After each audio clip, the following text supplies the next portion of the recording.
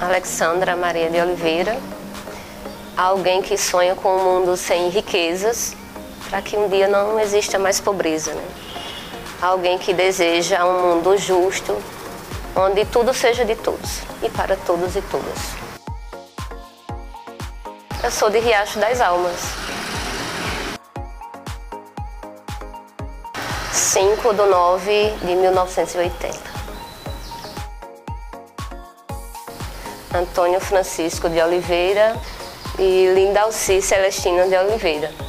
Mas nesse sentido maternal eu fui criada desde os 3 anos com a minha avó, a família do meu pai no caso, e as irmãs dele. Então minha referência de mais maternal foi a minha avó, Dona Zezinha.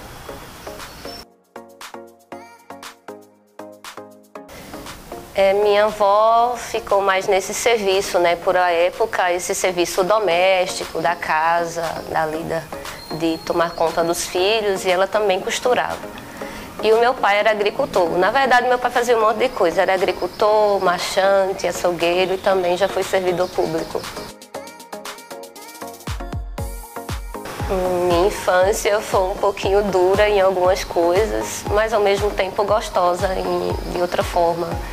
Esse acesso à liberdade de brincar, de subir em árvores, de poder plantar junto com a minha família quando ia para o roçado, de brincar com a meninada lá do Alto Jiquiri, que subia para casa no final das tardes, então tem essas memórias também agradáveis.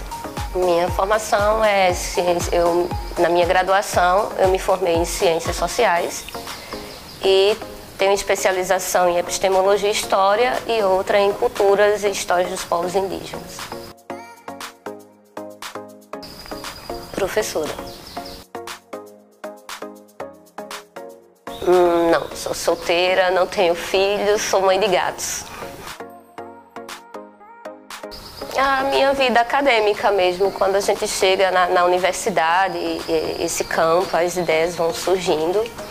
E acho que uma pessoa também que me instigou muito a escrever foi o Almir, né? Porque quando a gente ia para a universidade, que voltava debatendo tudinho, eu lembro até que em momentos assim, eu escrevia poesia. E aí a gente começou a fazer alguns saraus de poesia na casa da minha avó, onde eu morava, né? A gente juntava alguns amigos e a gente sentava. E de lá surgiu a ideia de fazer um periódico, né? E a gente escrevia um jornalzinho e isso comecei a escrever a partir daí, mas também, principalmente no grupo de pesquisa, a iniciação científica da faculdade. Então é aí que eu começo.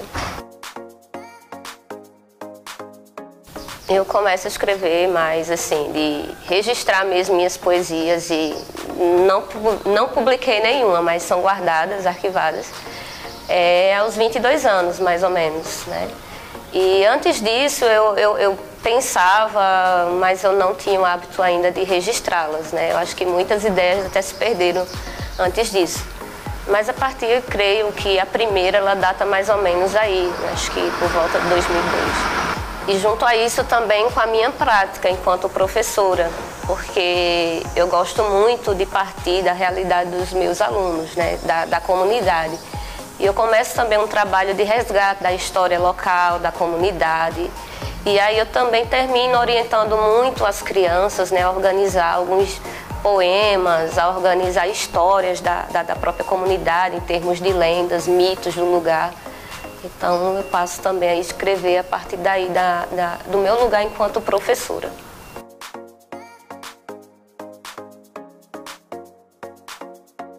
Então, esse foi produzido com os alunos no Sítio Areias, onde eu juntei pessoas da comunidade e vinham contar história na própria sala de aula. Foram momentos muito agradáveis, né? Inclusive, algumas das pessoas que contaram as histórias nem estão mais aqui junto com a gente. Essas histórias que foram contadas, eu também instigava os alunos a pesquisar em casa, para que os pais escrevessem, para a criança que não sabia ainda escrever e ler. E aqueles que já sabiam, eles mesmos notificavam e trazia para a sala de aula. Então a gente montou, na época eu organizei e montei, né, esse livrinho aí com lendas e mitos do lugar.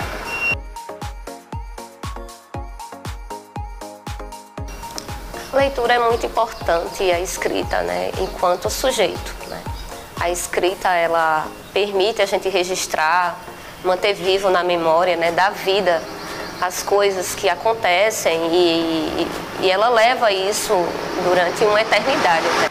E a leitura, ela nos faz viajar, conhecer mundos, culturas diferentes e nos permite crescer enquanto sujeito, enquanto pessoa.